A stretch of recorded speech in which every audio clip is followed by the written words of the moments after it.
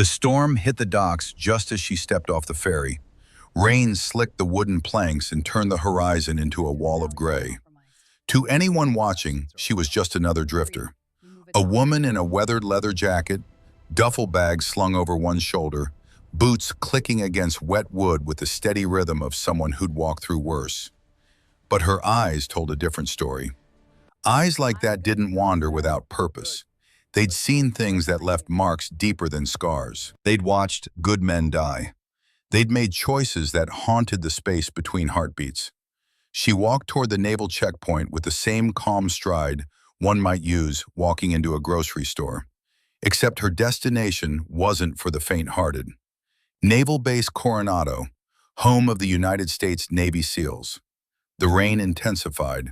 Thunder rolled across the Pacific like artillery fire. She didn't quicken her pace, didn't seek shelter, just kept walking, one boot in front of the other, toward a place she'd sworn she'd never see again. 7 years ago, she'd walked through these same gates for the first time. 21 years old, fresh out of BUD/S training, selected for something that didn't officially exist. She'd been so young then, so certain the world made sense, so convinced that doing the right thing mattered. The woman walking toward those gates now was 28. The 7 years between felt like 70. Her name was Thorne Ashford, call sign Phantom, and she was about to prove that some ghosts refused to stay buried. Security noticed her immediately. A civilian trying to access restricted military property, that was always suspicious. But this one had something else about her. Something in the way she moved. The way her eyes tracked every vehicle, every patrol route, every sightline without seeming to look at anything at all. The young guard at the checkpoint had been on duty for 6 hours.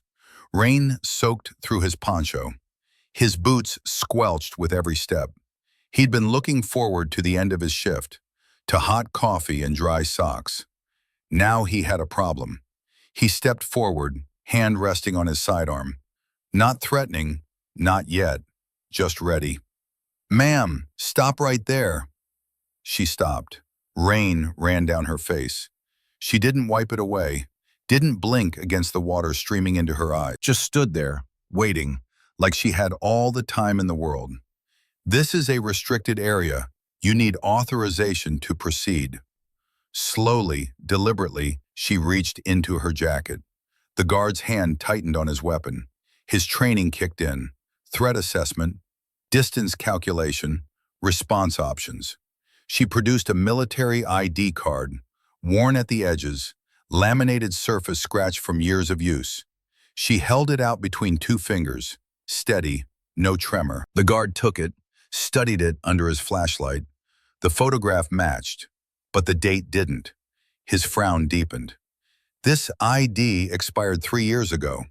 He looked up at her. "Ma'am, I need you to—" "Check the credentials," she said.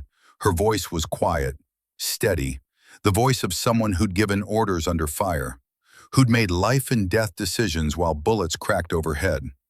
"Then call your CO." Before he could respond, 2 military police officers approached from behind. Their boots splashed through puddles. Their hands rested on their sidearms. One of them whispered something into his radio. His expression hardened, changed. The professional courtesy evaporated like morning fog. "That's enough," the taller MP said, gripping her arm. "Ma'am, you're under arrest for impersonating a naval officer, specifically a Navy SEAL." He pulled out handcuffs, metal gleaming in the rain.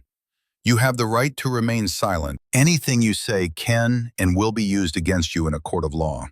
She didn't resist, didn't argue, didn't explain. In fact, she almost looked relieved as they cuffed her hands behind her back and led her toward the security building. Young recruits stopped to watch, female recruits mostly, running morning PT in the rain, their faces curious, judgmental. One whispered to another, loud enough to be heard, "Stolen valor, pathetic." The woman in cuffs heard it. Her jaw tightened. A muscle twitched near her eye. But she kept walking. Some truths were too classified to defend. The interrogation room smelled of bleach and damp concrete. Fluorescent lights buzzed overhead, casting harsh shadows that made everyone look sick. Steel table bolted to the floor, 2 chairs, one-way mirror taking up most of the back wall. Thorne sat in the chair facing the mirror, hands still cuffed behind her back. Water dripped from her jacket onto the concrete floor. Drip, drip, drip. The only sound in the room besides the electrical hum. She counted the drips, measured her breathing, controlled her heart rate. 72 beats per minute, same as always. She'd trained herself to maintain that rhythm under any circumstance. Gunfire, explosions, the slow creep of hypothermia in Arctic water, the screams of dying men. A room full of skeptics was nothing. The fluorescent lights flickered once, twice, steadied. She studied her reflection in the one-way mirror. The woman staring back looked older than 28, harder. The softness of youth worn away by years of living in shadows. Behind that mirror, people were watching, making calls, running her fingerprints through databases, trying to figure out who she really was. Let them look. They wouldn't find what they were searching for, not in any system they had access to. Her records had been erased by people with the authority to make individuals disappear from history. She'd been dead for 4 years, officially anyway. The door opened. Commander Vance Hollister entered, 48 years old, 26 years in the Navy, 20 of those with the teams. He had the look of a man who'd spent his youth doing things that aged him faster than the calendar suggested. Gray threaded through his buzz cut, lines around his eyes from squinting through rifle scopes in desert sun, hands scarred from rope work and breaching charges, a slight limp in his left leg, probably shrapnel, probably Afghanistan or Iraq. He carried a file folder, thin, not much in it. He sat across from her, set the folder on the table, didn't open it, just studied her for a long moment, taking in the details. The way she held herself despite the cuffs, the controlled breathing, the stillness that wasn't nervousness but complete self-possession, the slight callus on her right index finger, trigger finger, the faded scar running along her left forearm, knife wound, defensive. "You're telling me you were a SEAL?" His voice carried the particular skepticism of a man who'd earned the trident and knew exactly what it cost. Every drop of sweat, every moment of agony, every friend buried in Arlington. She met his eyes, didn't blink, didn't look away. "I'm not telling you anything, Commander. I'm waiting for someone with the clearance to have this conversation." Hollister's jaw tightened. The muscle pulsed beneath his weathered skin. "We've checked every record. There's no female on any SEAL team roster during your claimed service years. None. Not one. That's because those records are classified beyond your clearance level." Convenient. He leaned forward, fingers laced together on the steel table, knuckles white with pressure. "You know what's funny? We get wannabes all the time. Guys who read books, memorize some lingo, buy surplus gear on eBay, maybe even get a fake trident tattoo from some parlor in San Diego." He paused, let the silence stretch. "But you didn't make a single rookie mistake in your terminology when they processed you. Knew the right codes, the right protocols, the right way to stand when they put you in cuffs." He studied her face, looking for cracks, finding none. "That's impressive, but impressive doesn't make it true." She said nothing. Her gaze drifted to the one-way mirror, to the shadows moving behind the glass. Someone was making a phone call. Someone important. She could feel the shift in the room's energy, the way the guard by the door kept glancing at his radio. Good. The wheels were turning. Hollister opened the file folder. "Says here you claim to have completed BUD/S training in 2017. He looked up. "Walk me through Hell Week." "No." His eyebrows rose slightly. The first crack in his professional composure. "Excuse me? I'm not performing for you, Commander. Either get someone with appropriate clearance in here, or charge me and let JAG sort it out." Hollister's eyes narrowed. The room felt smaller suddenly. 2 wills pressing against each other like tectonic plates. neither willing to give ground. You're facing federal charges. Impersonating a military officer is serious. Stolen valor carries penalties you don't want to think about. I know exactly what the penalties are. Her voice remained level, almost bored.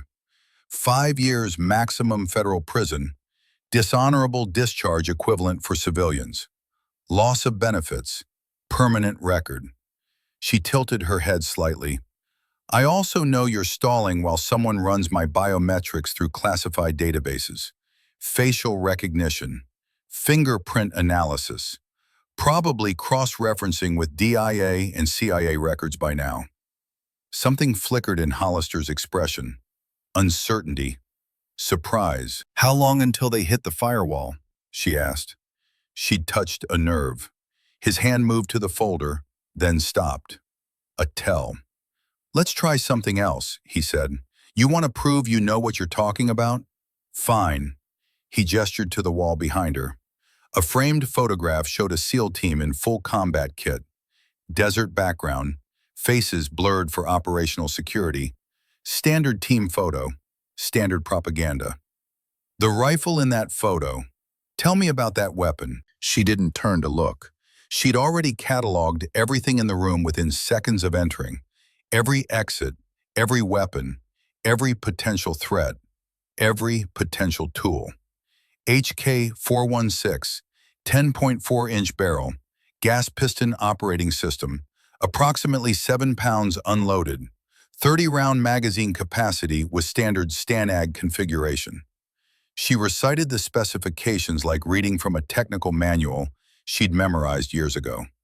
With that AAC suppressor, you're looking at sound reduction from 167 decibels to approximately 140. Still loud enough to cause permanent hearing damage without protection, but quiet enough to maintain auditory awareness in close quarters, critical for room-clearing operations. Hollister's poker face cracked just slightly, a hairline fracture in his professional skepticism. The suppressor also reduces muzzle flash, she continued, which matters more than the sound signature in night operations. Enemy can hear suppressed fire, but they can't see where it's coming from. That buys you seconds, and seconds are everything. Lucky guess.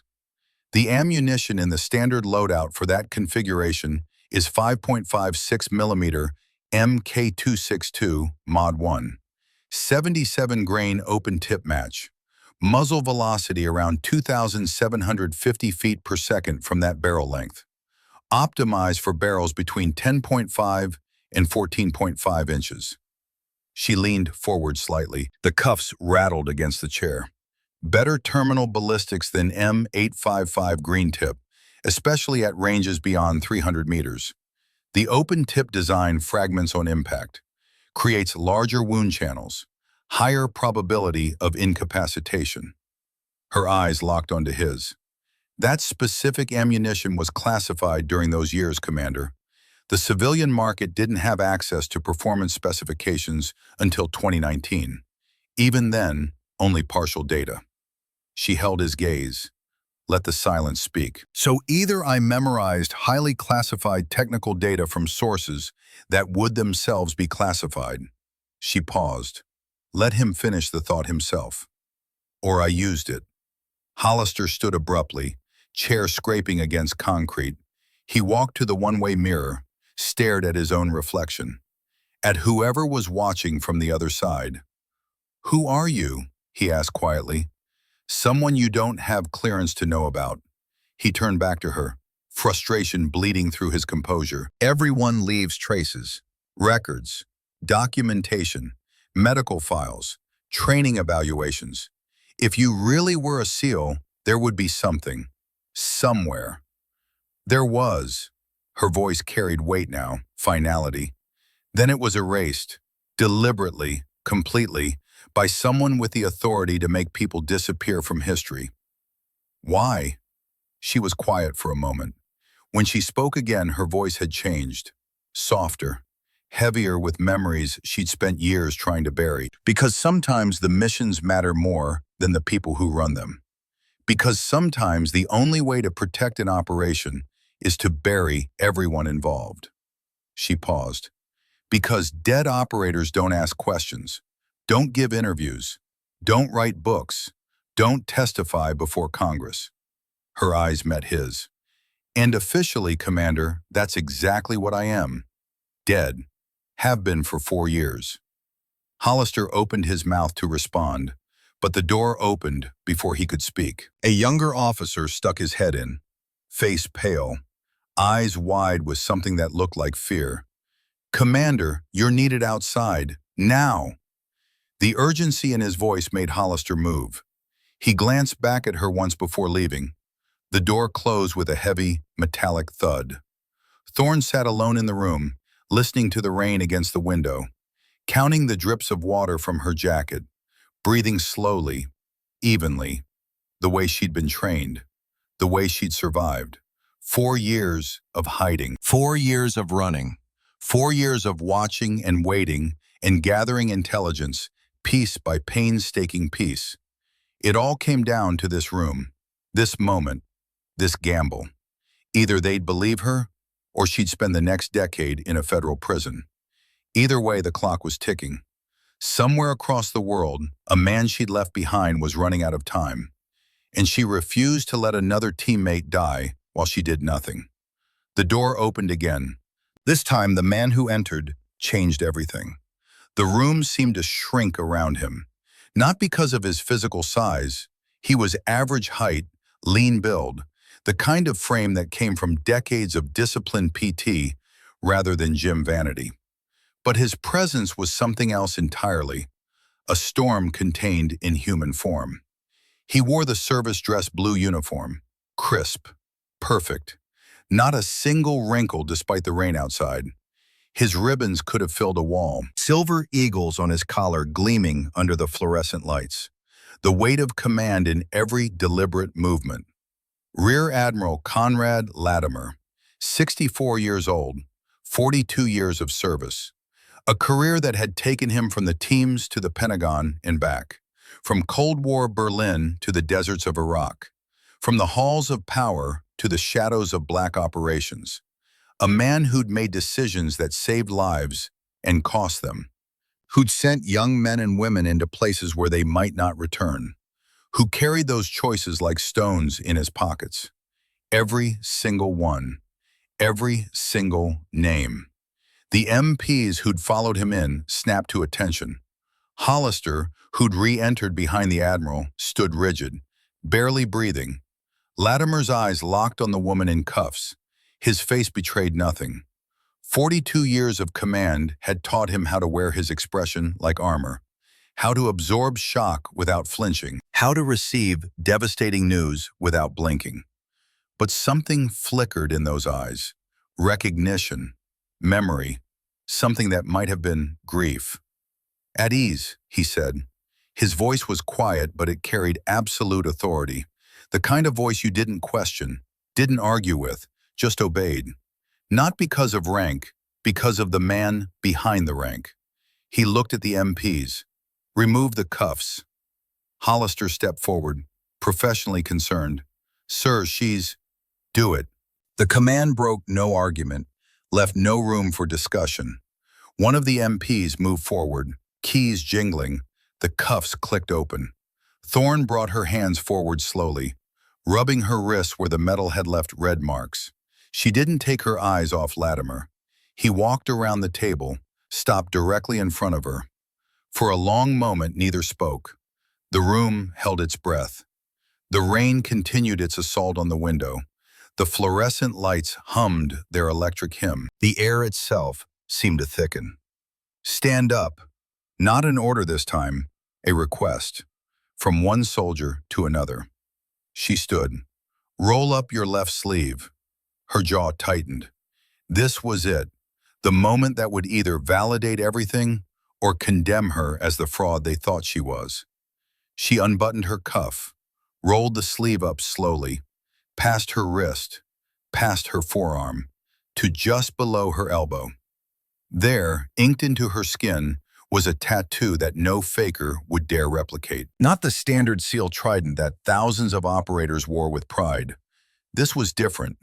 unique, modified in ways that would mean nothing to civilians, but everything to those who knew.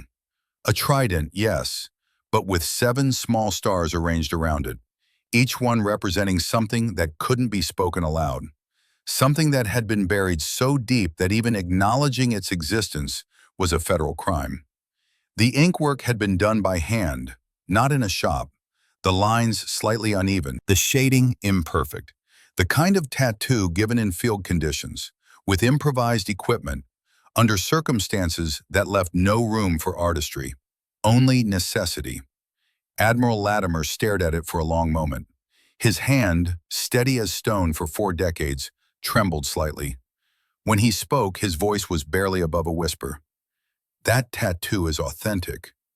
Hollister blinked, stepped forward. "Sir, what are you saying?" Latimer looked at him sharply, the full weight of his rank and experience in that gaze. 42 years of command, thousands of decisions, hundreds of lives, all of it focused into a single look that made Hollister take an involuntary step backward. "I'm saying this woman isn't impersonating anyone, Commander. She is who she says she is." He turned back to Thorne. "Her name wasn't on any official roster because the unit she served with doesn't officially exist. The missions she ran were never authorized by Congress. The operations she participated in will remain classified for the next 75 years. He reached out, fingers hovering over the tattoo, close enough to feel the warmth of her skin, but not quite touching. "I gave her this tattoo myself, 8 years ago, in a medical tent outside Damascus, after a mission that officially never happened." His voice cracked just slightly. "After she pulled one of her teammates out of a compound while under heavy fire, after she watched 2 other teammates die." The room was absolutely silent. Latimer stepped back, looked at Hollister. "Clear the room. Everyone out. Now." The MPS left immediately. Hollister hesitated, looking between the Admiral and the woman, trying to process what he'd just heard. "Commander," Latimer said, "that means you too." Hollister left. The door closed behind him with a heavy, metallic thud. Admiral Conrad Latimer and Captain Thorne Ashford stood facing each other. 7 years and 1,000 unspoken things between them. Latimer pulled out the chair across from her, sat down heavily. Suddenly he looked every one of his 64 years. The armor of command falling away, leaving just a tired old man carrying too many ghosts. "I thought you'd never come back," he said quietly. She sat down across from him. "I wouldn't have, if I had a choice." "What happened?" She reached into her jacket, slowly so he could see she wasn't reaching for a weapon, produced a small, waterproof envelope, slid it across the table. Latimer opened it. Inside were photographs, satellite imagery, intelligence reports printed on paper instead of viewed on classified networks. The kind of intel that came from sources that couldn't be officially acknowledged. His face went pale as he studied the images.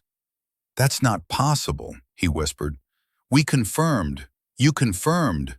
You confirmed what they wanted you to confirm." Her voice was steady, but underneath it ran a current of something else. Pain, guilt, determination.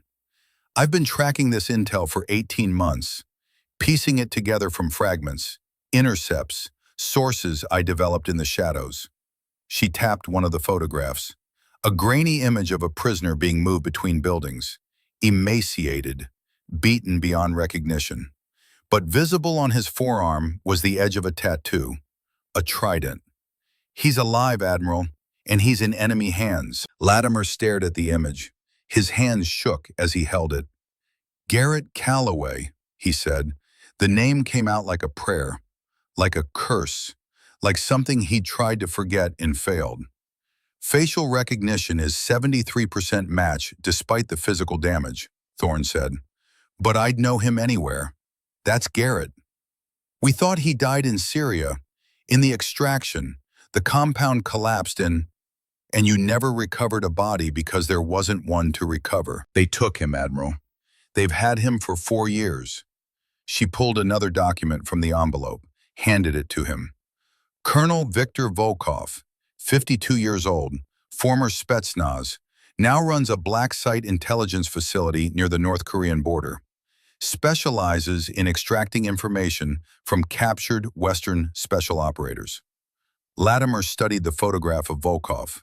Hard face, cold eyes, deep scar running from his left eye to his jaw. The kind of man who viewed human suffering as a professional tool. He's broken 3 of our people over the past decade, Thorne continued. Navy SEALs, Delta operators, CIA paramilitary, men who swore they'd never talk. Men who believed they could withstand anything. She paused. Garrett has held out for 4 years. 4 years of whatever Volkov could throw at him. That's unprecedented, and it's driving Volkov insane. How do you know all this? Because I've spent 4 years becoming a ghost, building networks, cultivating sources, doing the things that Project Sentinel trained me to do, except without any official support, without any backup, without anyone knowing I existed. She leaned forward. According to intercepted communications, they're done being patient. In 14 days, they're going to transfer him. She let that sink in. That's their way of saying they're going to execute him and dump his body where no one will ever find it. Latimer set down the photographs, ran a hand over his face. For a moment, he looked lost, overwhelmed by the weight of what she was telling him. Then he straightened, the weight of command settling back onto his shoulders. "What are you asking me, Captain?" "I'm not asking for anything, Admiral." Her voice was hard now, determined. "I'm telling you what I'm going to do. With or without your help. With or without your permission." She held his gaze. "I'm going to get Garrett out. An unsanctioned rescue mission into hostile territory. Against an enemy that's been preparing for exactly this scenario." He shook his head. "That's suicide." "Probably. If you fail, it'll expose Sentinel. Everything we did, every mission, every operator still alive. They'll all be compromised, targeted. I know. If I help you, if I provide resources, personnel, support, it'll end my career. Court-martial at minimum. Prison at maximum. Everything I've built for 42 years. Gone." "I know." She paused, let the silence stretch between them. "That's why I'm not asking you to help, Admiral. I'm asking you not to stop me." Latimer stared at her, seeing the 21-year-old kid who'd walked into his office 8 years ago, eyes bright with idealism, convinced she could make a difference. Seeing the 28-year-old woman standing before him now, forged in fire, tempered by guilt, hardened by determination. "I erased you to protect you," he said quietly. "There was a purge coming. Politicians wanted Sentinel buried. Everyone involved. I had a choice. Sacrifice everyone or save who I could." He met her eyes. "I chose to save you, to let you disappear, to give you a chance at a life outside of all this. And I've spent 4 years in hell because of it." Her voice cracked slightly, the first sign of emotion she'd shown since entering the room. Latimer stood, walked to the window, stared out at the rain hammering against the glass. "Do you want to know the truth? The real truth?" She waited. "I didn't just erase you to protect you. I erased you because I couldn't face what I'd done." He turned to look at her. "I sent your team into that mission knowing the intelligence was questionable. I prioritized the objective over your safety. And when Cole died, when Prophet was captured, when you came back broken," his voice was raw now, honest in a way that command rarely allowed, "I couldn't live with having you around as a reminder, so I erased you because it was easier than looking at you every day and remembering what I'd cost us all." Silence, heavy and profound. Thorne walked over to stand in front of him. When she spoke, her voice was soft, but it carried steel underneath. "Then help me fix it. Help me bring Garrett home. Not because it'll absolve us, not because it'll make the guilt go away." She held his gaze. "But because it's the right thing to do. Because we owe him. Because no one else is coming for him. Latimer looked at her, really looked, saw the determination, the fire, the same qualities that had made her exceptional 8 years ago. He thought about his career, 42 years of service, the ribbons on his chest, the respect of his peers, everything he'd built. Then he thought about Garrett Calloway, 32 years old when he'd been captured, 36 now, 4 years of torture, 4 years of holding out, 4 years of waiting and hoping that someone would come. The decision wasn't really a decision at all. If we do this, he said slowly, it stays completely black. No official authorization, no backup, no rescue if things go wrong. He paused. Just us, and whoever I can pull together without raising flags. I understand. You'll be operating without support, without extraction guarantee. If you're captured, I can't acknowledge you exist. I've been operating that way for 4 years. Latimer extended his hand. Then let's bring our man home. She took his hand, felt the weight of the commitment, the promise, the oath. Thank you, Admiral. Don't thank me yet, Captain. We might both hang for this. She almost smiled. Almost. Some things are worth hanging for. Latimer held her hand for a moment longer, then released it. Get yourself dried off and fed. Meet me at Building 7 at 2200 hours. I need to make some calls. Pull in some favors. Find us a team. She nodded, started toward the door. Captain, she turned back. For what it's worth, I never stopped believing in you. Never stopped thinking about all of you. Every single day for 4 years, I've wondered if I made the right choice. If I should have fought harder to keep Sentinel alive, to protect all of you. Thorne looked at him, saw the weight he carried, the guilt that mirrored her own. The past is done, Admiral. All we have now is forward. Forward, he agreed. She left. The door closed behind her. Latimer stood alone in the interrogation room, stared at the photographs spread across the table, at the evidence of 4 years of suffering, at the reminder of what his choices had cost. He pulled out his phone, started making calls. Each one burned a bridge, called in favors that couldn't be repaid, set in motion something that would either save a life or destroy everything he'd ever built. Outside, the rain continued to fall. The storm showed no signs of stopping. Neither did they. Thorne walked out of the security building and into the rain. The storm had intensified, wind driving the water sideways, lightning splitting the sky over the Pacific, thunder rolling like artillery fire. She stood there for a moment, letting the rain wash over her, letting it wash away 4 years of running, 4 years of hiding, 4 years of waiting for this moment. Garrett was alive. The words repeated in her mind like a heartbeat. Garrett was alive. For 4 years, she'd carried the guilt of leaving him behind, of choosing to save herself, of watching the compound collapse and assuming the worst. But he hadn't died. He'd been taken, tortured, held in a hell she couldn't imagine, and she was going to get him out. She started walking toward the temporary quarters, past the training facilities, past the obstacle course where she'd broken her ankle during BUD/S, and kept going. Past the pool where she'd almost drowned during drown-proofing and refused to quit. Past the memories of who she used to be. The base was quiet at this hour. Most personnel in the mess hall or their racks. Just the guards on patrol. The instructors running another hell class through the surf. She could hear them. The screams. The splashing. The instructors' voices cutting through the wind. You want to quit? Ring the bell. Get wet and sandy. The only easy day was yesterday. She stopped, watched the silhouettes in the surf. Candidates barely visible through the rain and darkness. Being broken down to be built back up. She'd been one of them once. Now she was something else. Something that didn't have a name, didn't have a record, didn't officially exist.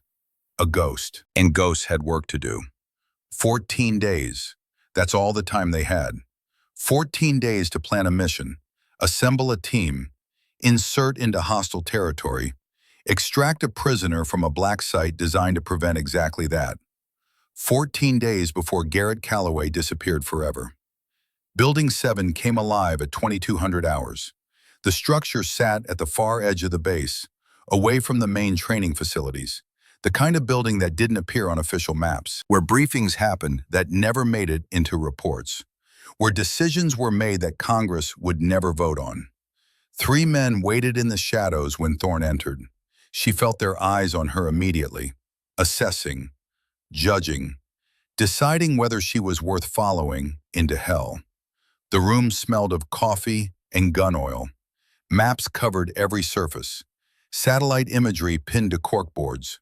Red string connecting locations like a conspiracy theorist nightmare. Except this conspiracy was real, and the stakes were measured in human lives.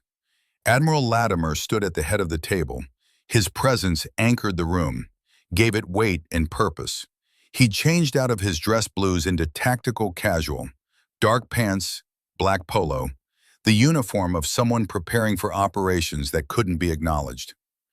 "Gentlemen," he said, "this is Captain Thorne Ashford, call sign, Phantom, former Project Sentinel." He paused. Let that sink in. "She's the mission commander for this operation." The words hung in the air. Mission commander. A woman. Leading SEALs. Thorne watched their reactions, measured them, filed them away. The first man stepped forward into the lamplight, 41 years old, medium build, weathered hands that moved with the careful precision of someone trained in trauma medicine. His eyes were intelligent, analytical, and deeply skeptical. "Petty Officer First Class Elliot Reeves," Latimer introduced. "Combat medic, 2 tours Iraq, 3 Afghanistan. If someone gets hit, he's the one who decides if they live or die." Reeves studied Thorne with unconcealed doubt. His arms crossed over his chest like a barrier, like armor against what he was seeing. "No offense, ma'am," he said, "but I've never operated with a female SEAL, mainly because there aren't any, at least not in any record I've seen." The room tensed, waiting for her response, testing how she'd handle the challenge. Thorne met his eyes calmly. No anger, no defensiveness, just steady confidence. "Then let me show you why I'm still alive after 8 years of doing things that should have killed me." She moved to the table, pointed to the medical kit laid out among the equipment. "Combat trauma, sucking chest wound. Walk me through treatment." Reeves's jaw tightened. He wasn't used to being tested, especially not by someone a foot shorter and 60 pounds lighter. 3-sided occlusive dressing. Seal 3 sides to allow air to escape but prevent entry. Why 3-sided? To prevent tension pneumothorax. Seal all 4 sides. Trapped air collapses the lung in under 90 seconds. Correct. Now tell me the field expedient alternative when you don't have a chest seal. Reeves paused. This wasn't textbook material. This was field knowledge, the kind you learn by doing. Thorne continued without waiting. "Cellophane wrapper from an MRE packet, 100-mile-an-hour tape. You can create a functional chest seal in 15 seconds." She picked up a roll of tape from the kit, turned it over in her hands. But here's what they don't teach in medical school. You have to apply it during exhalation. Time it wrong, tape it during inhalation. You trap air in the pleural space. Patient dies anyway, just slower. She set down the tape, picked up a tourniquet. TQ7 windlass design. Standard application is 6 inches above the wound, but in winter conditions, hypothermia becomes a factor. Do you place the tourniquet over clothing or against skin? Reeves thought. Against skin, better pressure application. Wrong. The word hung in the air like a gunshot. Winter operations, you place it over the clothing. The fabric provides insulation. You expose skin to apply a tourniquet in sub-freezing temperatures. You're adding frostbite trauma to bleeding trauma. Patient goes into shock faster. She held his gaze. "I learned that in Norway, winter of 2019. My medic went down. Bullet through the femoral artery. I had to work on him while suppressing enemy fire with my offhand." She paused. Let the image sink in. He lived because I understood the variables they don't put in manuals. Reeves stared at her. The skepticism in his eyes slowly transformed, grudging respect replacing doubt. Where'd you learn field medicine like that?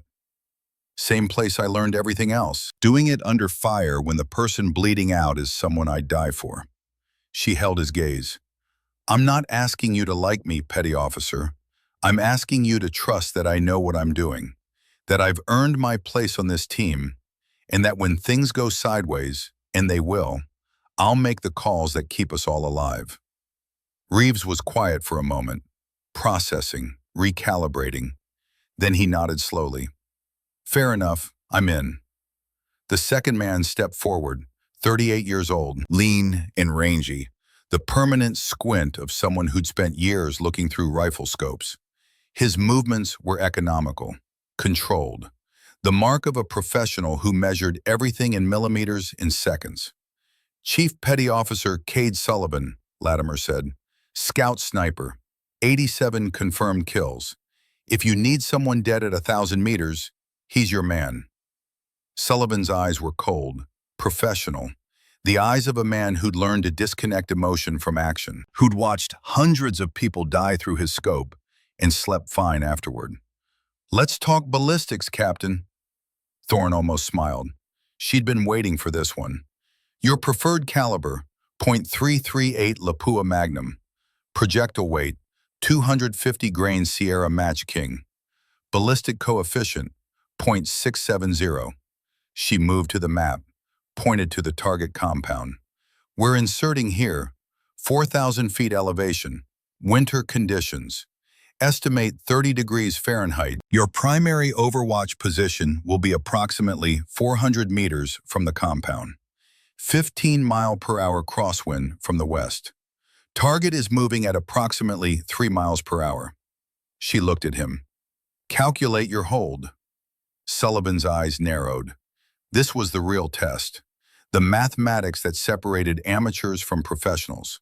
The calculations that meant the difference between a clean kill and a miss that got your team killed. At 400 meters, drop compensation is 2.1 milliradians. He spoke slowly, working through the variables. But at 4,000 feet elevation, air density is roughly 10% less than sea level. That reduces drag, flattens trajectory. Actual drop is 1.9 mils. Thorne nodded. Keep going. Wind deflection at 400 meters with 15-mile-per-hour crosswind is approximately 1.2 mils right. But we need to account for the Coriolis effect at this latitude. He paused, eyes distant, running the numbers. Northern hemisphere, target moving east to west, add .1 mils right. Temperature? Temperature is critical.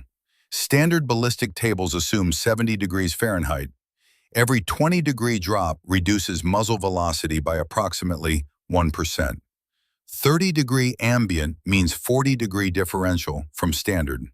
2% velocity loss. He looked at Thorne.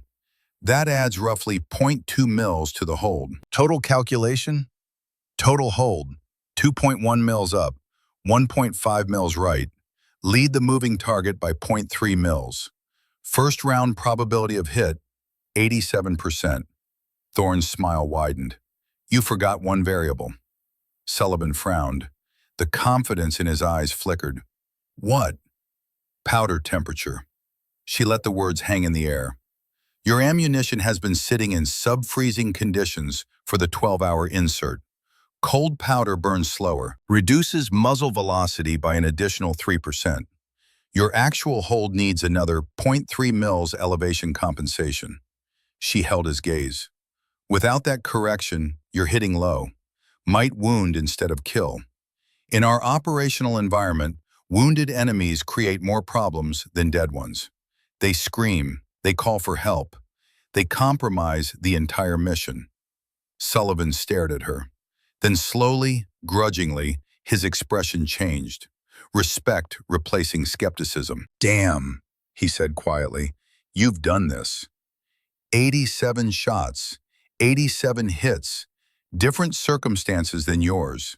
Same physics, Same math, same understanding that details matter more than talent. Sullivan extended his hand. I'd be honored to serve with you, Captain. She shook it.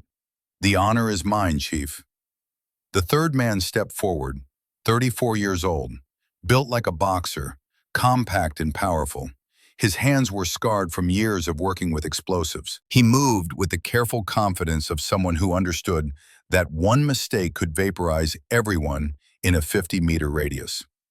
Senior Chief Petty Officer Weston Kane, Latimer introduced. Breacher, explosive ordnance specialist.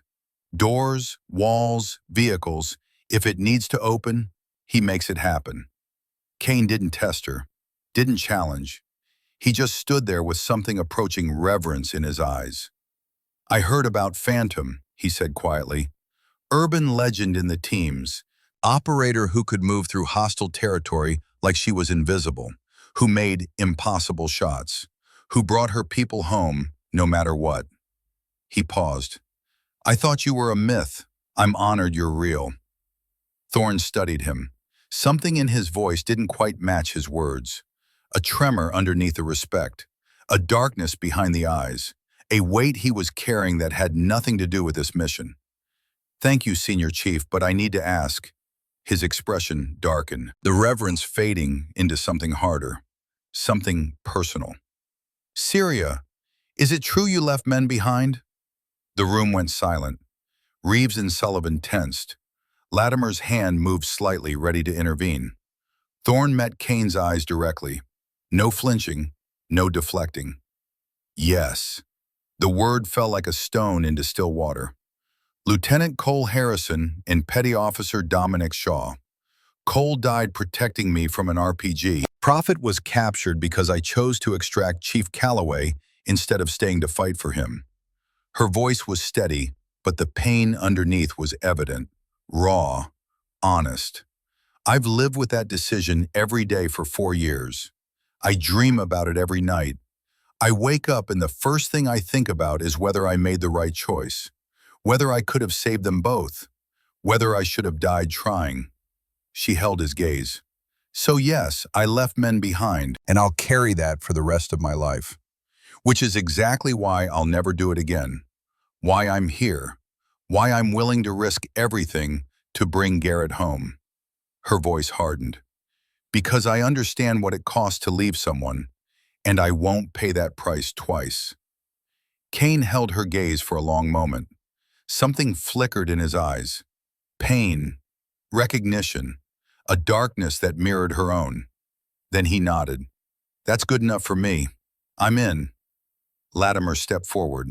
We're all in. Now let's plan how we're going to do the impossible. They gathered around the table, 4 operators and an admiral who just committed treason.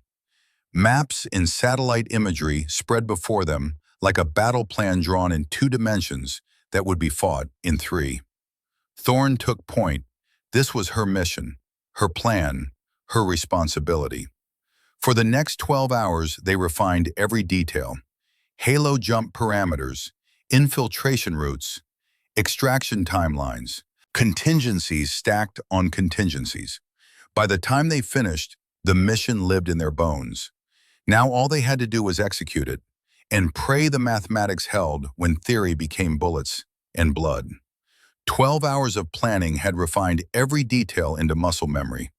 Now, at 2,200 hours, they stood in the C-130's cargo hold. The theoretical had become real. Maps and calculations transformed into parachutes, oxygen systems, and loaded weapons.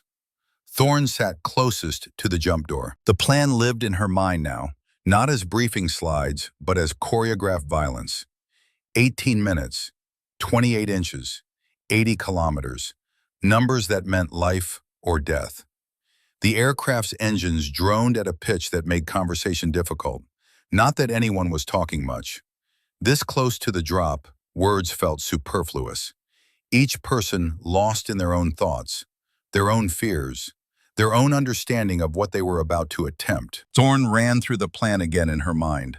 Every detail, every contingency, every second of the 18-minute window mapped out like choreography where one misstep meant everyone died.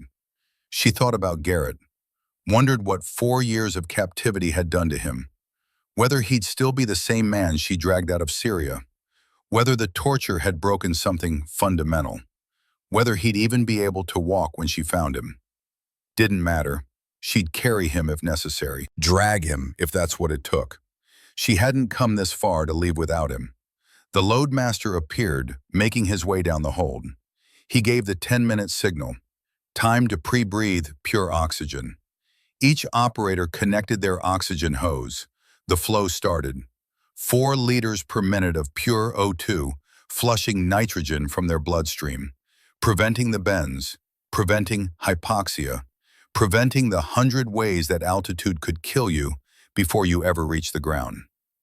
Thorne checked her equipment one final time. Altimeter, green. GPS, green. Reserve chute, green.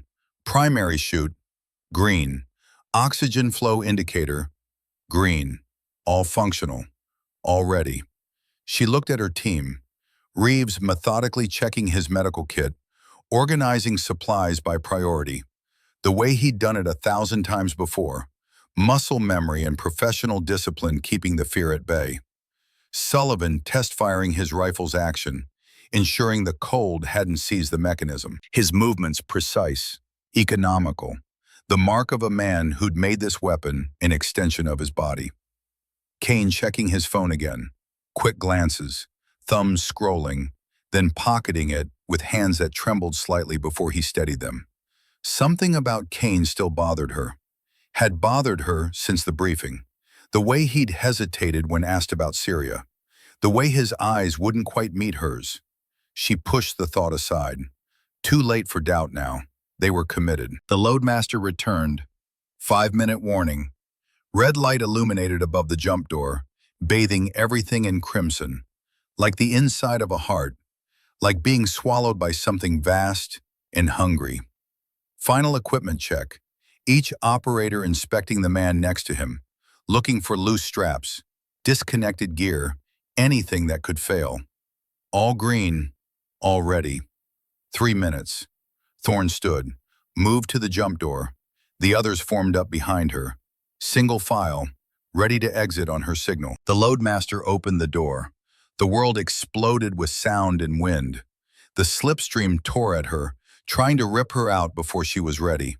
Temperature inside the hold plummeted. 40 degrees below zero outside. The kind of cold that didn't just chill, it burned. She looked out into darkness. 28,000 feet below, the earth was invisible. Just blackness and stars, and the thin line of horizon where the two met.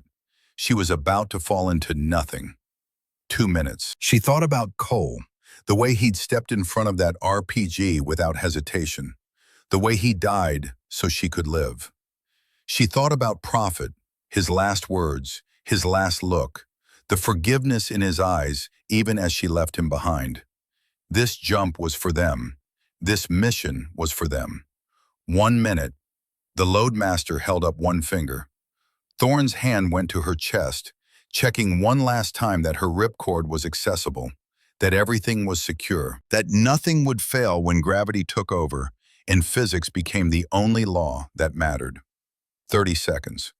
She moved to the edge, toes over the ramp, wind screaming past, the void calling. The light changed, red to green. Thorne stepped into nothing. The wind hit her like a physical thing, tore the breath from her lungs, spun her for half a second before training took over. She arched, stabilized, arms out, legs spread, falling at terminal velocity toward an earth she couldn't see. 1001, 1002, 1003. Behind her, 3 more bodies tumbled into the void. She couldn't see them yet, couldn't hear anything but wind, but she knew they were there. 15 seconds into the fall, Sullivan appeared on her left, then Reeves on her right, then Kane below and behind. 4 operators falling together, a formation held by skill and faith, and the shared understanding that separation meant death. The altimeter on her wrist glowed green in the darkness. 26,000 feet, 24,000. 22,000, falling at 120 miles per hour. The earth rushing up to meet them. 18,000 feet, 16,000, 14,000. The darkness below began to take shape. Terrain features emerging from blackness. Mountains, valleys, the thin ribbon of a road cutting through wilderness. 10,000 feet, 8,000, 6,000. Thorne's hand moved to her ripcord handle. 4,000 feet, 3,500. Now, she pulled. The pilot chute deployed, dragged the main canopy out of her pack. She felt the tug, the opening shock, the sudden deceleration from terminal velocity to 15 miles per hour. Above her, the MC-6 canopy blossomed. Black fabric against black sky, nearly invisible. Around her, 3 more canopies deployed. All good, all flying, all tracking toward the landing zone. They flew in formation through the darkness, silent, invisible. 4 ghosts descending toward hostile territory. 200 feet, 100, 50. Thorne flared the canopy. Touchdown. Soft. Feet. Knees. Roll. Combat landing. Up immediately. Hand on her rifle. Scanning for threats. Nothing. Clear. Sullivan landed 10 meters to her left. Then Reeves. Then Kane. Rally point. 30 seconds. Weapons hot. Perimeter established. They'd made it. Phase 1 complete. Now came the hard part. 8 kilometers of darkness lay between them and the compound. 8 kilometers of hostile territory where one mistake meant mission failure. One sound meant compromise.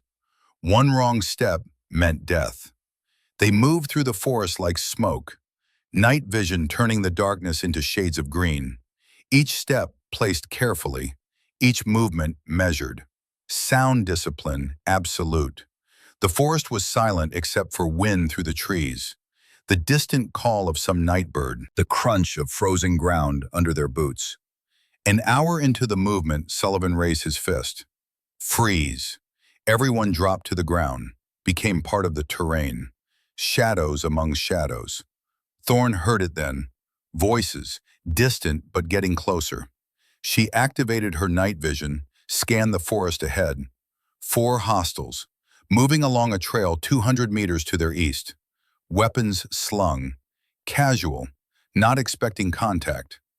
One of them laughed at something. The sound carried through the cold air. They were close enough that Thorne could smell cigarette smoke drifting between the trees. She pressed herself flat against the frozen ground, controlled her breathing, slowed her heart rate, became nothing, a piece of the landscape, invisible. The patrol passed within 50 meters, so close she could hear their conversation, Russian, probably, or one of the regional dialects. She didn't speak it well enough to understand the words, but the tone was clear. Bored, cold, wishing they were somewhere else. They had no idea 4 American operators lay within rifle range. Thorne waited. 10 minutes after the last sound faded, making absolutely certain they were gone. Then she moved again, the others following, silent, disciplined, professional. Another hour of movement through darkness in frozen forest. Then the compound appeared through the trees. Guard towers, perimeter fence, roving patrols, everything matching the satellite imagery, everything feeling wrong. Thorne checked her watch. 01:45 hours, 15 minutes until shift change. She turned to her team. Hand signals only now. Even whispered words could carry in the cold air. Sullivan moved first, disappearing into the darkness toward his sniper position 400 meters north. Within seconds, he was invisible, a ghost among ghosts. Reeves and Kane moved to their security positions 200 meters south. Reeves set up his medical station behind cover. Kane began prepping charges, his movements mechanical, precise, betraying nothing of the turmoil inside. Thorne moved to the drainage culvert, 28 inches in diameter, barely large enough for her with minimal kit. She stripped down to essentials. Rifle across her back, sidearm on her hip, Knife strapped to her calf, radio on her vest. Nothing else. Everything that mattered reduced to what she could carry through a pipe barely wider than her shoulders. 158. 2 minutes. She stared at the covert entrance, at the darkness beyond, at the point of no return. I'm coming, brother. Hold on. 200. Shift change began, guards moving, attention divided, the brief window of opportunity. Thorne entered the culvert. The space was claustrophobic, dark, wet, the smell of concrete and rust in stagnant water. She low-crawled through the tunnel, pulling herself forward with her elbows, rifle dragging beneath her, every sound amplified in the enclosed space. 30 meters through absolute darkness, her world reduced to the pipe around her, the cold water soaking through her gear, the sound of her own breathing. The knowledge that if she got stuck, if the intelligence was wrong, if the pipe was blocked, she'd die here, alone, in the dark, 30 meters from salvation. She kept moving. The pipe opened into a maintenance area beneath the main compound. She emerged, checked her surroundings. Clear. Good intel so far. That worried her. Intel was never this good. She moved through the basement level, past machinery, past storage rooms, following the mental map she'd memorized from satellite imagery and intercepted blueprints. The cell blocks were one level up. She found the stairs, moved up slowly, knife in hand now, silent as death itself. Top of the stairs, long corridor, fluorescent lights buzzing overhead, cell doors every 10 feet. She moved down the corridor, checking each cell through the small windows. Most were empty. Then the last cell on the right. She looked through the window, and there he was. Garrett Calloway sat on the concrete floor, back against the wall. He was thin, emaciated. His face was bruised. His hands showed signs of torture, scars on his forearms, burn marks on his chest visible through his torn shirt. 4 years of hell written on his body. But his eyes were alert, alive, unbroken. He looked up, saw her face in the window. His eyes widened. Disbelief, recognition, hope. She worked the lock. 30 seconds of careful manipulation with the pick she'd carried in her vest. The door opened. She entered. Garrett tried to stand, couldn't quite manage it. His legs gave out beneath him. She knelt beside him. Phantom. His voice was rough, damaged, but there was wonder in it. You came. Always. She helped him to his feet. He leaned against her, barely able to support his own weight. Can you walk? He tried, managed 2 steps before his legs buckled. I'll carry you if I have to, but we need to move. Now. Phantom. Something in his voice made her stop. She looked at him, saw the fear replacing hope. He grabbed her arm. This is a trap. The words hit her like ice water. What? Volkov knew someone would come. He's been waiting for a rescue attempt. The compound, it's designed to lure in rescue teams and eliminate them. Her mind raced. The good intel, the perfect satellite imagery, the convenient drainage culvert. It all made sense now. They'd been set up. She keyed her radio. All units, mission is compromised. We're walking into an ambush. Abort! Abort! Abort! The radio crackled, then Kane's voice, tight with something that wasn't quite right. Phantom, we can't abort.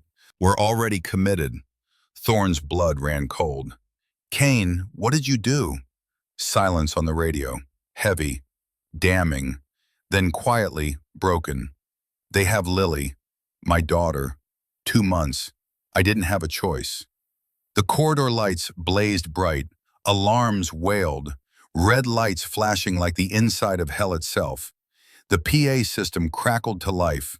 A voice echoed through the speakers, calm, accented, amused. Welcome, Phantom. The voice seemed to come from everywhere and nowhere. Who sent you? The Admiral? Your guilt? Or perhaps destiny itself? Colonel Victor Volkov, The man who'd held Garrett for 4 years. The man who'd broken 3 operators before him. The man who'd been waiting for this moment. I've been expecting you. 4 years of patience. 4 years of preparation. And now, finally, the legend comes to me. His voice carried satisfaction, anticipation. Let's see if ghosts can bleed. The trap had been sprung. Guards flooded the corridor, weapons raised, shouting in Russian. Thorne grabbed Garrett, half carrying him toward the emergency exit. She fired without looking, suppressed rounds, double tap to center mass. First guard down, second guard down, third guard taking cover. She kept moving. 20 meters to the exit, 15, 10. Behind them, more guards poured into the corridor, the entire compound mobilizing. She keyed her radio while moving. Sullivan, status? Taking fire, 4 hostiles down, but they've got me bracketed. Can't hold this position long. Reeves, respond. Static, then Kane's voice, broken, ashamed. They've got Reeves. I'm sorry, Phantom. God, I'm so sorry. Thorne's jaw tightened. 2 men down or compromised already. Garrett barely able to walk. The entire compound alert. But she'd been in worse situations. She'd survived worse odds. She reached the exit, kicked the door open. Behind them, more guards. Ahead, chaos. Then the building shook. A massive explosion ripped through the compound. The floor buckled beneath her feet. Ceiling tiles crashed down. Lights flickered and died. Secondary detonations followed. Fuel tanks, ammunition storage. The sound of collapsing masonry. Kane had delivered. The guards in the corridor scattered, responding to the new threat.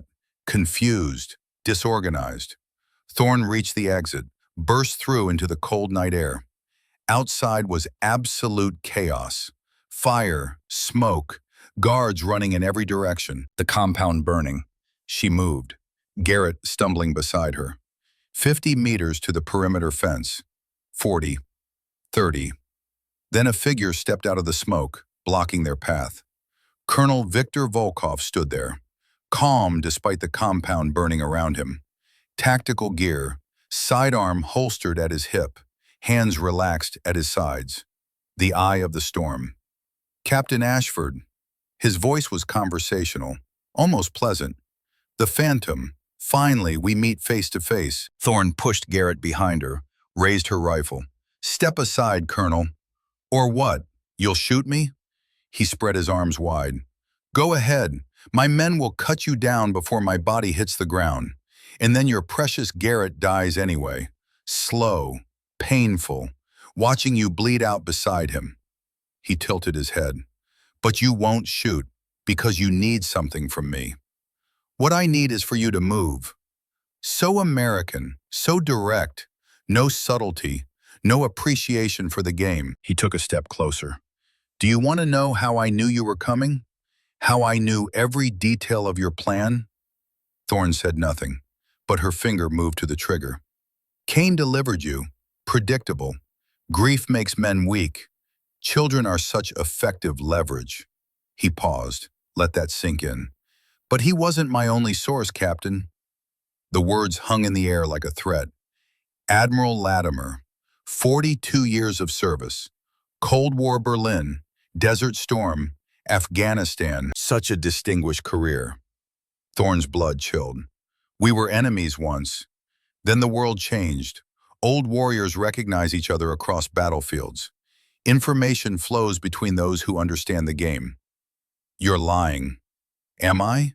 He smiled, cold, calculating. How do you think I knew about Sentinel, about Syria, about you? He leaned forward slightly. Your mentor compromised you. Not deliberately, perhaps, not knowingly, but old soldiers leave traces. And men like me, we know how to follow those traces back to their source. The doubt he planted was deliberate, precise, designed to fracture trust at the moment she needed it most. The question you should ask yourself, Captain, can you trust him when this is over? Or are you just another piece in a game played by men who've been moving shadows since before you were born? Thorne lowered her rifle. You talk too much, Colonel. She attacked, fast, faster than he expected. Her first strike caught him in the throat, not hard enough to crush his larynx, hard enough to stun. He staggered back, but he was better than she expected, decades better. He recovered, blocked her follow-up strike, countered with a palm heel to her sternum. Air exploded from her lungs. She rolled backward, came up, knife slashing. He caught her wrist, twisted. The knife clattered away. They crashed into the burning building's wall, heat scorching her back, his hands around her throat, squeezing, vision darkening, seconds from unconsciousness. She thought of Sullivan, Reeves, Kane, Garrett waiting 4 years. Not like this. Her knee came up hard. He grunted, grip loosening. She broke free, grabbed a piece of burning debris, swung it into his face. He staggered. She swept his legs. He went down. This time she didn't give him a chance to recover. She was on him before he could move. Knife retrieved, blade at his throat. Yield. He laughed, blood on his teeth. Kill me. It won't matter. My men will. Your men are dying.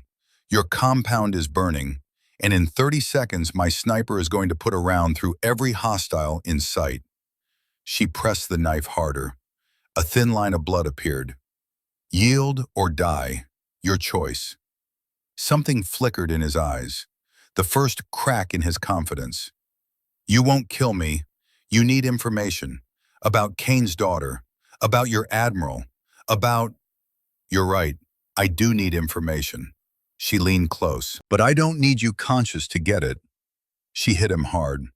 The hilt of the knife against his temple. Precisely calculated. Enough force to ensure unconsciousness. Not enough to kill. He went limp. She stood, grabbed Garrett. Move! Now! They reached the fence. Thorne cut through with wire cutters, pulled Garrett through the gap. On the other side, Sullivan materialized from the darkness. His face was grim. Reeves didn't make it. They got him before Kane's distraction. Thorne absorbed the blow, filed it away. Grief could wait. Survival came first. Kane? Don't know. Last transmission was the explosions. 2 men down, 1 wounded prisoner, 30 hostiles pursuing, 15 kilometers to the coast. The math wasn't good, but she'd beaten worse odds before. We move. 15 clicks overland. Stay ahead of pursuit. Sullivan, your rear security. He nodded, checked his rifle, chambered around. They started moving into the forest. Behind them, the compound burned. Ahead, darkness and distance, and the thin hope of extraction. 2 kilometers into the movement, Sullivan stopped. I'm staying. Thorne turned. No. Not asking permission, Captain. They're organizing pursuit. Someone needs to slow them down. We don't leave people. You're not leaving me. His voice was steady, certain. I'm choosing. That's what you taught me. That's what this whole mission is about. Choosing to stand for something that matters. He looked at her, something like peace in his eyes. Get him home, Phantom. Finish the mission. That's what instructors do. Thorne wanted to argue, wanted to order him to follow, wanted to find a way that didn't cost another life. But she knew he was right. Sullivan took up position behind a fallen tree. Perfect cover, perfect field of fire, perfect place to make a last stand. Go, Captain. That's an order. She hesitated for one more heartbeat. Then she went. The sound of precision rifle fire echoed behind them. Each shot measured, deliberate. One less pursuer. One more second of life bought with skill and sacrifice. The firing continued for 5 minutes. Then it stopped. And Thorne knew they'd lost another brother to the darkness. The forest swallowed them whole. Darkness pressed in from all sides. Trees became shadows. Shadows became threats. Every sound magnified. Every movement scrutinized. The weight of survival measured in seconds and heartbeats, and the distance between where they were and where they needed to be. Thorn half-carried Garrett through the undergrowth, his arm draped over her shoulders, his weight against her side. Each step a negotiation between his failing strength and her determination not to leave him behind. Not again, never again. Behind them, the sounds of pursuit, distant but growing closer. Voices shouting commands, engines starting, the organized chaos of men who knew these mountains and wouldn't stop until they found what they were hunting. Sullivan had bought them time. Maybe 5 minutes, maybe 10. He'd bought it with his life. The debt could never be repaid, only honored. They moved through a ravine, following a frozen streambed. The ice cracked under their boots, each sound like a gunshot in the silence. But it was the fastest route. Speed mattered more than stealth now. Garrett stumbled, went down to one knee. Thorn caught him, pulled him back up. "Stay with me, Chief. 15 clicks. We can make 15 clicks." "Leave me."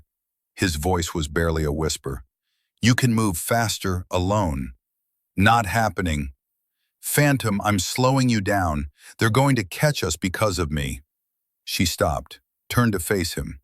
Even in the darkness, even with his face gaunt and bruised, she could see the man she'd served with. The operator who'd never quit, who'd held out for 4 years against torture that broke stronger men. "You listen to me, Garrett Calloway.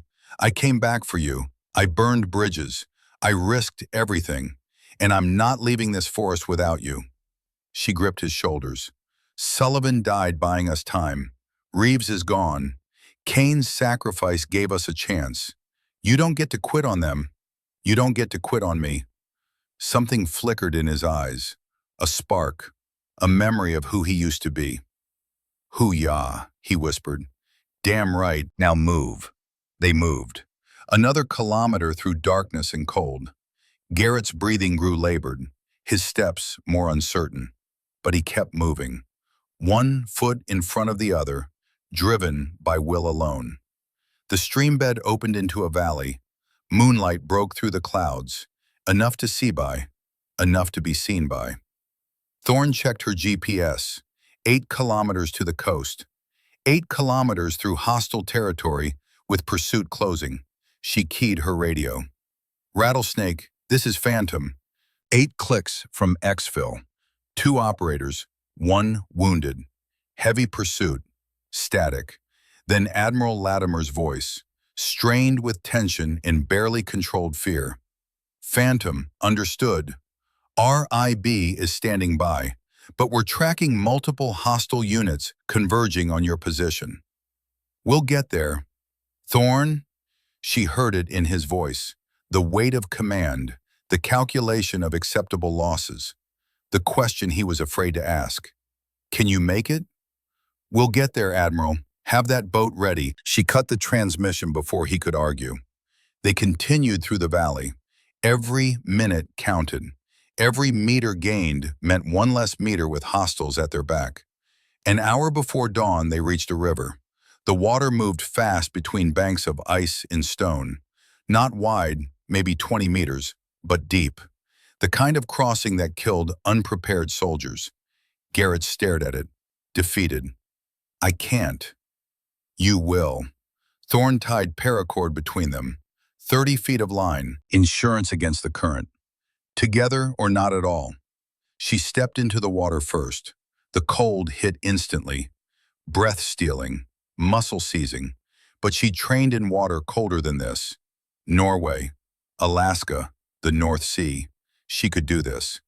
Garrett followed, each step uncertain. By the time they reached midstream, he was gasping, the cold overwhelming his already weakened system. Then his legs gave out. He went under.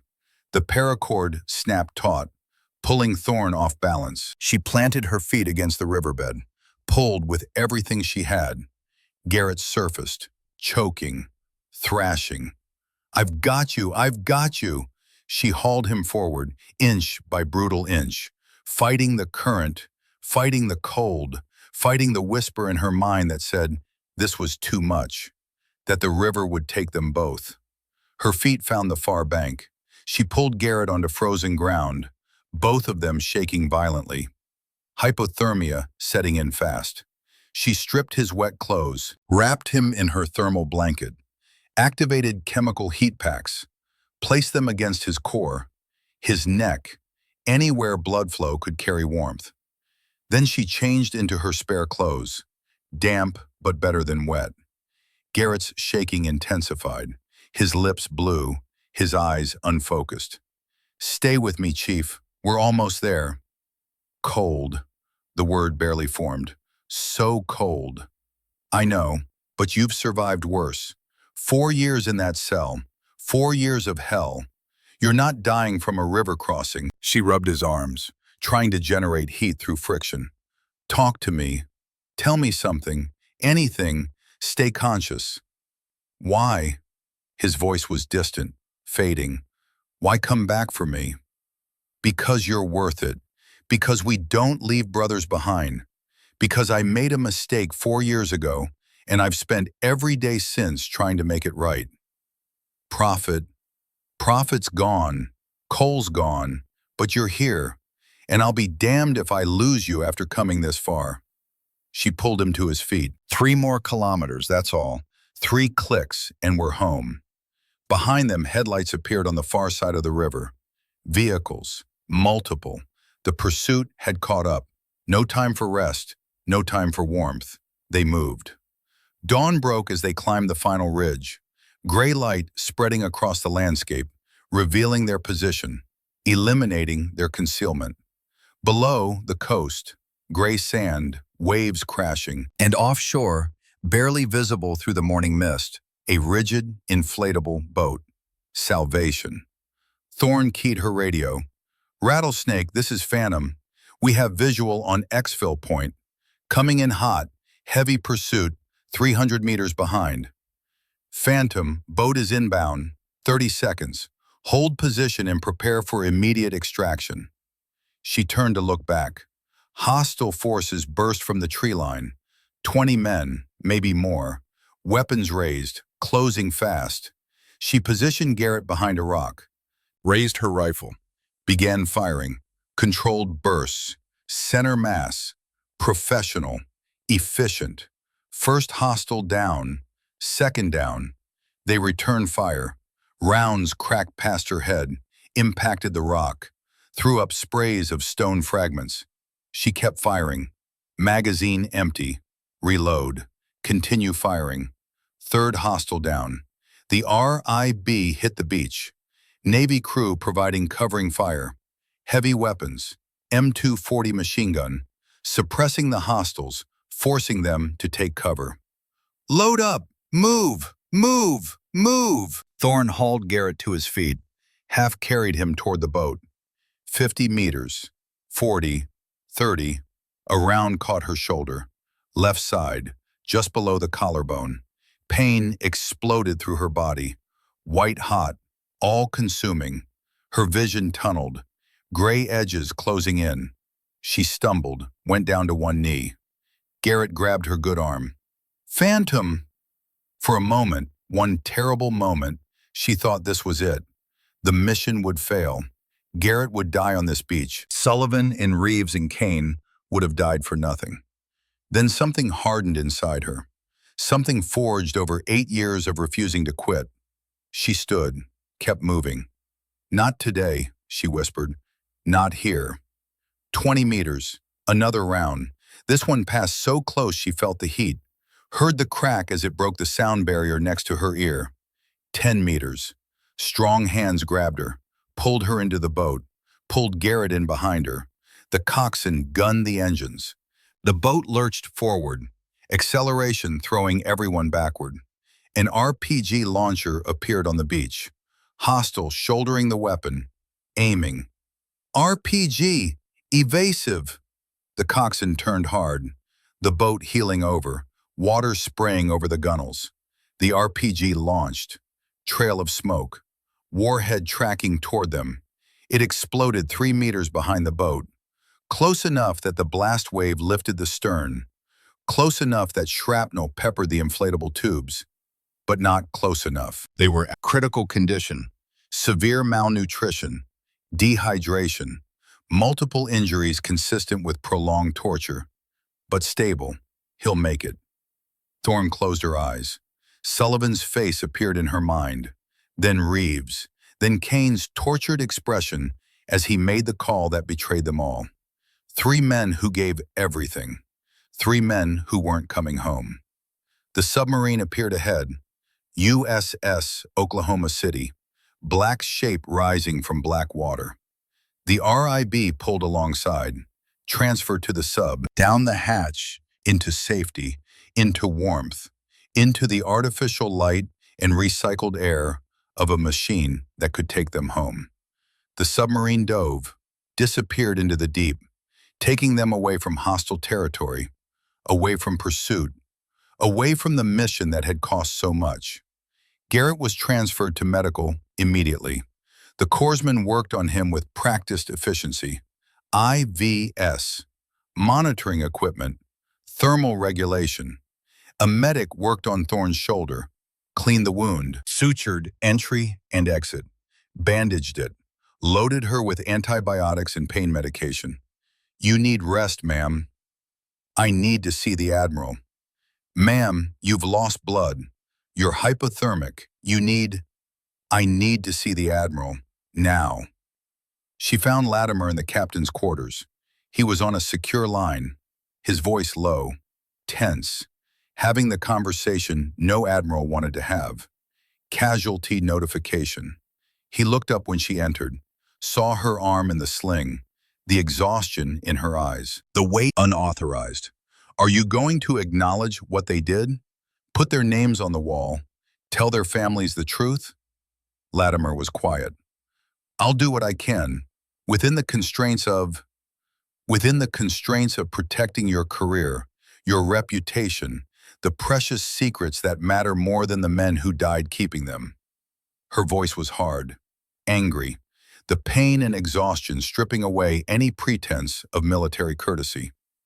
Volkov said you compromised Sentinel, that you left traces, that he knew about Syria because of information you leaked. Latimer's face went pale. I never deliberately, I know, not deliberately, not knowingly, but you made calls, pulled favors, traded information with old enemies who became old friends when the politics changed. She leaned forward despite the pain in her shoulder. And because of that, Kane's daughter got kidnapped. Reeves got killed. Sullivan died covering our retreat. 3 men paid the price for your mistakes. Latimer absorbed the accusation, the weight of it settling on shoulders that had carried command for 42 years. You're right.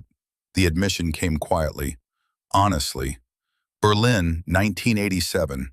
I traded HUMINT on Soviet naval movements for intel on their submarine fleet. My contact was GRU. I thought he defected. Turned out he was playing both sides. He paused.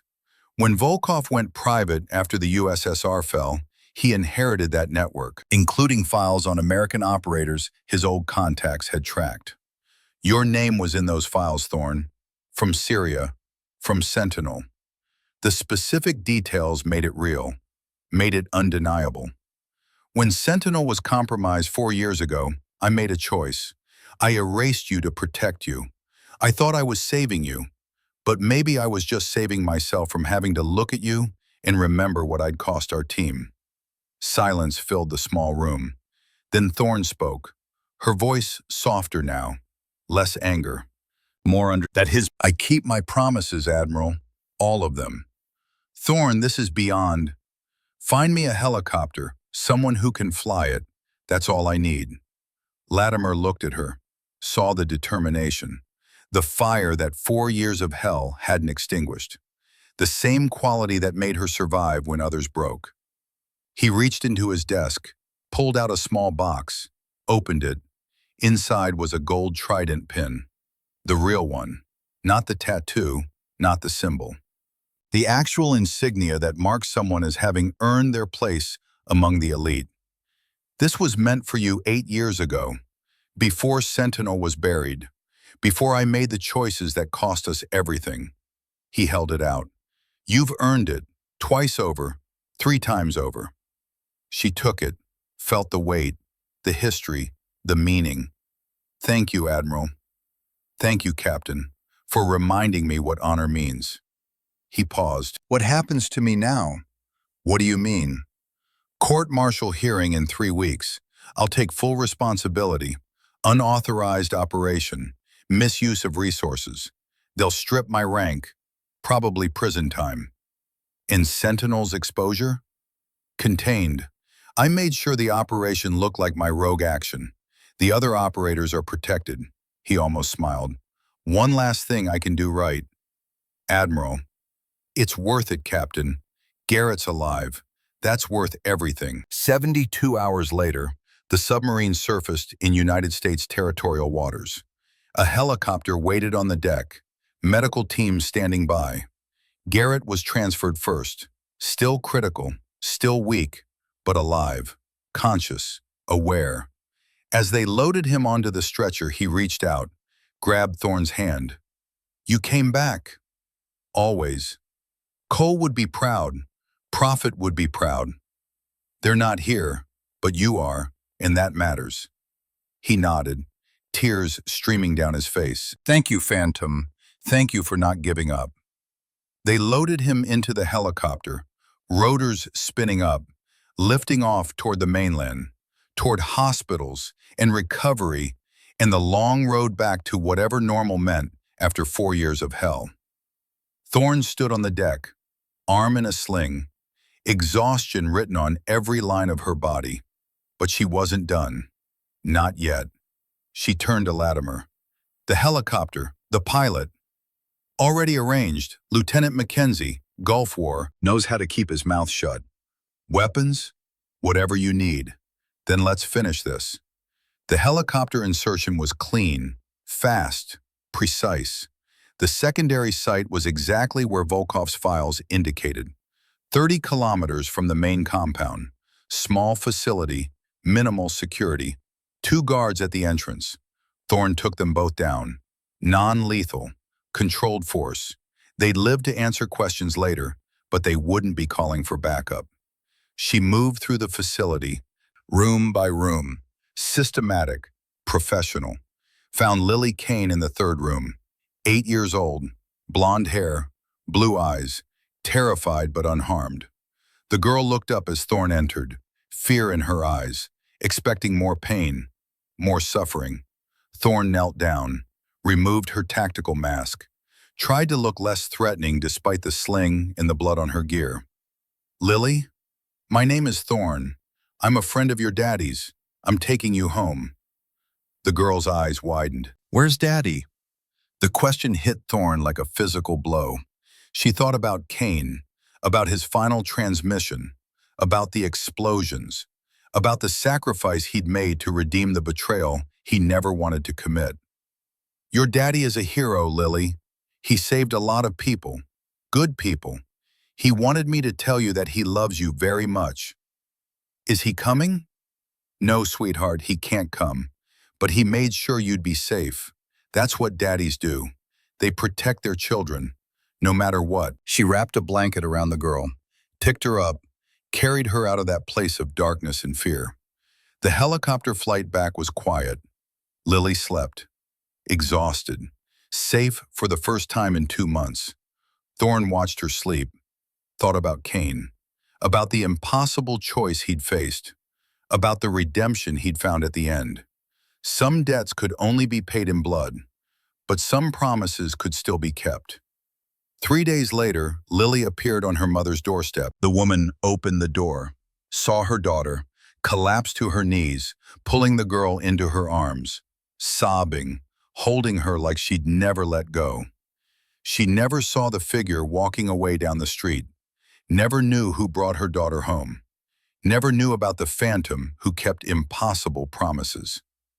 6 months later, Naval Base Coronado, Hell Week in progress.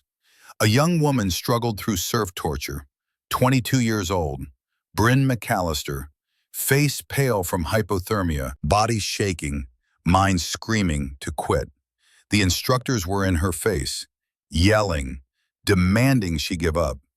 Ring the bell, McAllister. It's warm. It's dry. All you have to do is quit. She was close, so close to breaking. her hand reaching toward the bell, toward relief, toward the end of pain. From the beach, a figure watched. A woman in civilian clothes, leather jacket, coffee in hand, face partially obscured by a hood. Bryn looked up. Through the spray and the cold and the exhaustion, their eyes met across the distance. The stranger gave the slightest nod. "Keep going. You've got this." Something shifted in Bryn's eyes. Some reserve of strength she didn't know she had. She stood up straighter, looked the instructor in the eye. "I'm not quitting, instructor. Not today. Not ever." The instructor nodded. Respect grudging but real. "Then get back in formation, candidate." The stranger on the beach turned to leave. An old SEAL stood nearby, 60-something, Gulf War veteran. Decades of experience written on his weathered face. He'd been watching the stranger watch the candidate. A younger instructor approached. "Who is that?" The old SEAL was quiet for a moment.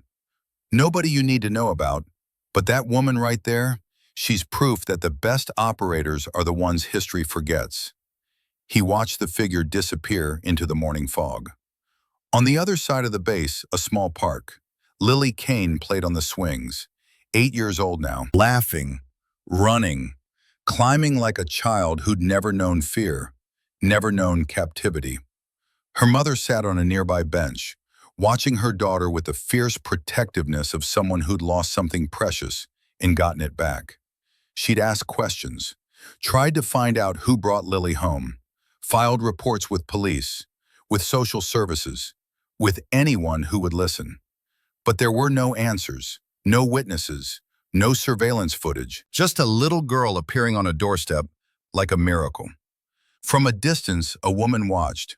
Thorne Ashford, Phantom, the operator who didn't exist. She watched Lily play for a long moment, watched her be a child again, watched the promise kept manifest in innocence restored. Then she turned and walked away, into the fog rolling in from the Pacific, into obscurity, into the life she'd chosen. She thought about Cole, about the way he'd stepped in front of that RPG, about the sacrifice that gave her life. She thought about Prophet, about his last words, about the forgiveness in his eyes even as she left him behind. She thought about Garrett, recovering in a hospital somewhere, slowly finding his way back to himself, to life, to purpose. She thought about Sullivan, about his last stand, about the seconds he bought with his life. She thought about Reeves, about his skepticism transformed to respect, about dying before proving he believed. She thought about Kane, about impossible choices, about redemption found in sacrifice, about a father's love stronger than fear, the price of honor, the cost of keeping promises, the weight of being someone who would never quit, never ring the bell, never leave a teammate behind. She was Phantom. She was Sentinel. She was the operator who didn't exist but who would always come when called. And somewhere out there, someone else was waiting. Someone who needed a ghost to believe in. Someone whose hope was fading. Someone whose time was running out. She'd find them. She always did. The fog grew thicker, dense, white as snow, cold as memory. The beach fell silent except for the eternal rhythm of waves. Thorne Ashford disappeared into the mist completely. No trace left behind. No footprints in the sand. No evidence she'd ever been there. In a hospital room in Virginia, Garrett Calloway woke from surgery. Physical therapy ahead, psychological recovery, the long road back from 4 years of hell. But he was alive, and somewhere in his morphine-hazed mind, he remembered a face in a window. A door opening, a voice saying, "I'm getting you out." He remembered being carried through fire, through water, through darkness. He remembered a woman who refused to quit, who refused to leave him behind, who paid every price asked and some that weren't. When the doctors asked what kept him alive for 4 years, what sustained him when torture broke other men, he had only one answer. "I knew she'd come. Somewhere, somehow, I knew the Phantom would come." They thought he was delirious, but he knew the truth. Some promises were stronger than pain, stronger than fear, stronger than death itself. And the phantoms who kept those promises shaped history without ever appearing in it. The sun broke through the fog over Coronado, golden light spilling across the Pacific, illuminating the beach where generations of warriors had been forged. The waves continued their eternal rhythm. The candidates continued their eternal struggle. And somewhere in the light and shadow between legend and truth, a woman walked alone, not seeking glory, not seeking recognition, not seeking anything but the quiet satisfaction of promises kept and debts repaid. She was Thorn Ashford. She was Phantom. She was the ghost who walked. And she would walk forever, through darkness and fire, through pain and sacrifice, through every mission that mattered and every promise that demanded keeping. Because some people were called to serve not in the light, but in the shadows, not in the history books, but in the unwritten pages between them, not in the stories told, but in the silences where truth lived. She disappeared into those silences now, into the fog, into the mission, into the eternal watch. And somewhere, someone else was waiting, someone who needed a phantom to believe in. She'd find them. She always did. The fog swallowed her completely. The beach was silent. The waves rolled on, and the phantom walked.